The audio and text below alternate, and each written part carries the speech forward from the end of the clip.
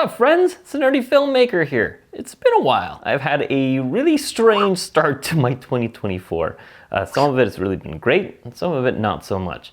And today I'm going to give you an unstructured rant of why it was not. So I don't have anything scripted, I don't have anything prepared, I'm just going to talk. And I'm going to talk to you about the first time I've ever quit a production. So I was hired originally as an editor, but then also as a data wrangler for a project. If you don't know what a data wrangler is, that's the person on set who's collecting the footage from the memory cards and putting them onto hard drives. If you're curious about how that works, how a data wrangler might work on set, I might make a little video of that as well after this one, detailing how kind of the process that I've created for it, whether it's industry standard or not. It's not, but I'll share it anyway. But the reason that I wanted to make this video is not just to vent, but to actually explain what can happen if certain key people on a project are not taking into account the happiness of their crew and their cast, if they're not working cohesively with their crew and cast, and then therefore like the effect it has on everyone on set. I'm also, by the way, not gonna name names in this video. I don't think that's necessary. And I don't really care to. Again, it's really just to talk about what can happen on a set. So this project was a kind of like social media video project, fiction, but meant for something like TikTok. So it was vertical, and therefore it was a lot of short episodes, a lot of episodes. And so this project was entirely taking place in one space. It was taking place in one house. It was going to be a 15-day shoot, and it was a 15-day shoot in one location. Now, normally, hey, you're in one location for 15 days, that should be a pretty easy shoot. There's a lot of variables that are not there anymore, and it's a really controlled environment. But things really started to go off the rails pretty quick. One, it was very clear that they were not prepared. In fact, there was not really a shot list. So the first big problem in this is that there wasn't a shot list. People didn't know what to expect from day to day. We knew what scenes were being shot, but the actors didn't know, the art department didn't know, the camera department didn't know. No one knew what was actually being shot. And it felt like a lot of the times these were being decided in the moment when you are really pressed for time and they're asking for a lot of stuff in a really short period of time. You need to be efficient. And so it ended up being really inefficient. And what ends up happening is that you have coverage that's missing. And most importantly and most frustratingly for the editor, the continuity was all over the place. People were moving on different parts of their lines, things were being told to them differently from shot to shot. Editing it was tricky. So that's the first thing that falls when you don't have a shot list, is efficiency and continuity. Those were not existent. Second is that there was not enough food. When you're being asked to be on set for a minimum of 12 hours, because we always went into overtime, and we were not getting paid overtime as crew members, you need to make sure your crew is fed. You need to make sure your crew is happy. And when that is not that basic minimum that you need to provide your crew is not being met, you're gonna have very unhappy crew. Because then the crew starts to recognize that the production lead, the producer, doesn't care about them. Quite essentially, doesn't care about their happiness. It does not take a lot to feed a crew. I should say it doesn't take a lot of effort to feed a crew. Bare minimum, get some vegetables, vegetable platters. You're in a house. You can get bulk vegetables and cut them.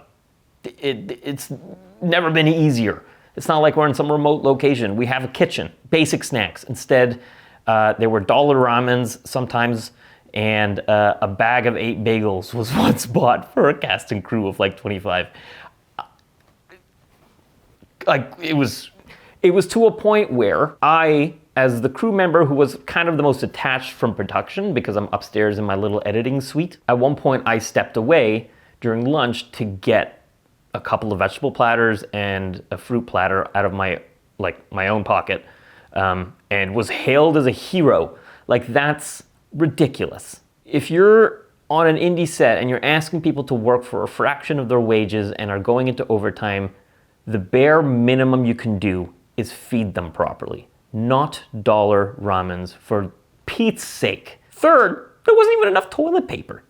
I got stuck in the bathroom twice without toilet paper. Why? Because there was 3 bathrooms or 4 bathrooms and like at one point 2 rolls of toilet paper that were being passed around between them. It's ridiculous. If you're somewhere and you're shooting somewhere, hey, make sure there's toilet paper. That's pretty essential, isn't it? And it's kind of funny, I'm laughing about it now, but I can tell you, because it's been enough time, I can tell you now that it was not fun on set. Basically, the cast and crew, who were all fantastic, we had to make our own happiness. We had to make our own enjoyable workspace because we realized that basically the 2 heads of this project didn't care. They did not care about listening to the requests. It started off as requests, then concerns, and then demands of the crew. They didn't care. And honestly, between you and me, there's multiple times that people almost walked off set. So those are like the living conditions. But on top of that, there was even a situation in which tempers were raised and some of the crew was yelled at. And like, you know, it's one thing to be like trying to get things done efficiently, trying the best you can, and people are not, you know, or slacking off or whatever. It was not that. It was the most unreasonable expectations of the crew. And when the person who's leading this is doing nothing to listen to the experienced crew who's telling them what they need and what they need for the production to run efficiently, when none of that is being listened to, and then they have the gall to yell at us, oh ben là, c'est pas bon. When I say that there was opportunities where we almost walked off set, I really, really mean it. And honestly, really the only thing that kept us together there was one, is that we don't know what situation everyone involved in the project is in financially or you know, so we don't want any one of us to be the catalyst that makes everyone else have to walk out, you know? So it's kind of care for each other as crew members. It's also care for the actors. The actors were getting nothing in terms of direction, nothing. And they were basically left to figure out this project themselves, and were at times being, you know, directed, but more so corrected with very unclear intentions. And so they were very confused about what they should be delivering as well. And that does not lead to good performances when there's not a cohesive vision, when there's not someone leading the creative of a project. And I keep cutting off my own sentences. I'm not finishing sentences, but look at me get riled up again. There is someone who needs to have the creative vision and guide the creative vision. When you don't have that, everything falls apart. No one is getting proper information. Then no one is satisfied. We were sticking around for the actors too, because they were also having a tough time. So in the end, this kind of created a really big bonding experience for the people on set. A trauma bonding experience, because no one had fun. And we just, again, had to have fun with each other, which is a weird sentence. I shouldn't have said it like that. That's what I'm trying to say to take away from this, is that you need to have the bare minimums when you make a project. And that is food, toilet paper. You need to listen to your cast and crew when they're trying to tell you something. And, you know, especially when it's being delivered at first, respectfully. But in the end, if you're not going to respect us, then we don't respect you. It's as simple as that. That goes for anything in life. Respect is a two-way street. So if you're not going to respect us, we are sure as hell not going to respect you. And the funny part is we have the power, not them. We as a cast and crew, if it got to a certain point, we all agreed, we could legit just walk off. In the end, the only reason the project got finished was because there was a replacement first AD who literally saved the project. And without that person, the whole thing would have fallen apart. Now, why did I quit?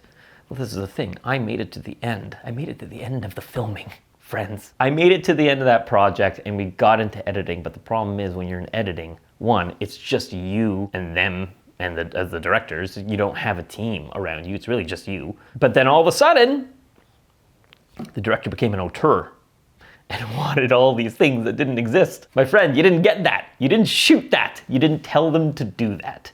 And so I was wasting tons of time applying notes, 200 notes on the first 20 episodes or 20 minutes.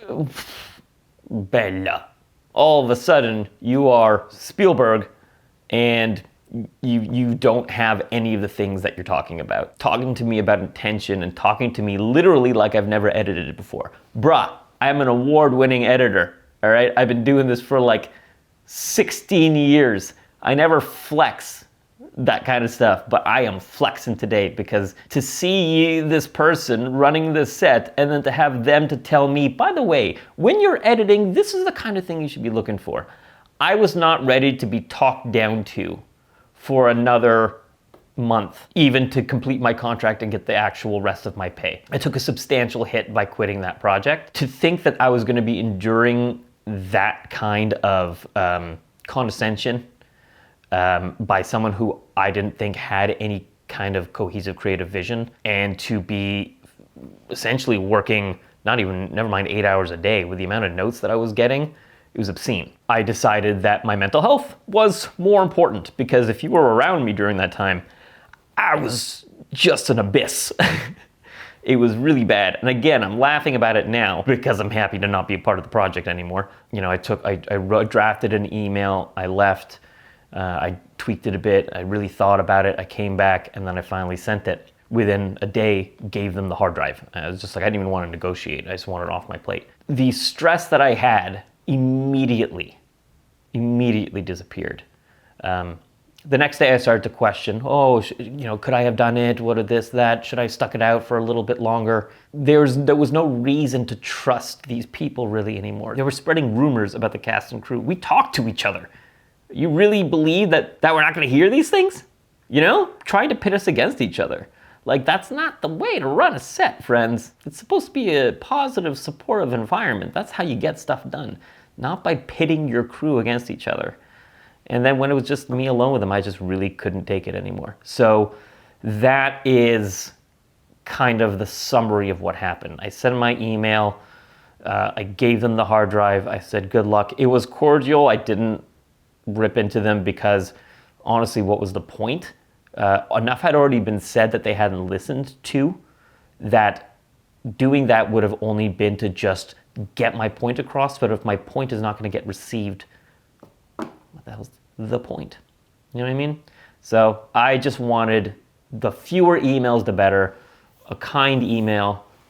Here you go. I don't want to be a part of this anymore. And that was that. That's the last I've heard. That was my January and beginning of February. It was something. It was definitely something. What to take away from this? Respect your cast and crew. Feed them properly. Give them toilet paper. Don't spread rumors about them. Have your director be ready and prepared with shot lists, with a plan, with a cohesive idea of what they want the project to look and feel like. To have done camera tests in terms of the aesthetic that they like. You know, if you're going to have a reoccurring effect throughout the entire thing, you should probably decide at the beginning if you even want that effect, and not decide when the project's finished, I don't like that effect. Can we choose parts that don't have it?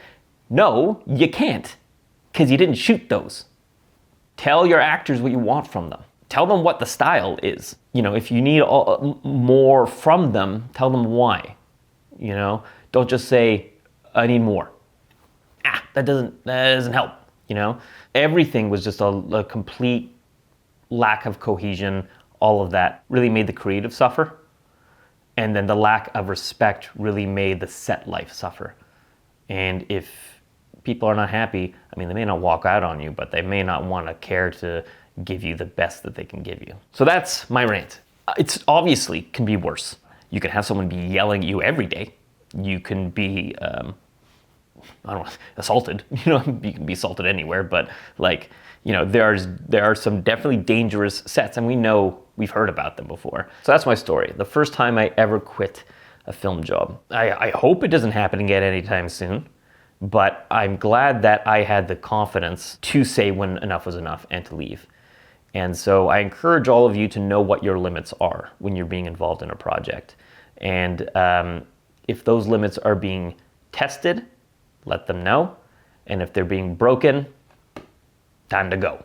Hey, it kind of rhymes, right? Have y'all had any kind of awful set experiences that you would like to share, I would like to know in the comments. I would love to be able to interact with y'all on that. I hope that you had a supportive group around you who could help you deal with that if it happened. So yeah, let me know in the comments if any of this sounds familiar to you. Let me know in the comments. If you have your own stories of set nightmares, let me know. And if you want a video on data wrangling, I'd be happy to share that. Otherwise, I hope you all have a wonderful rest of your day. Hey, I'll make another one soon, all right? Camera off.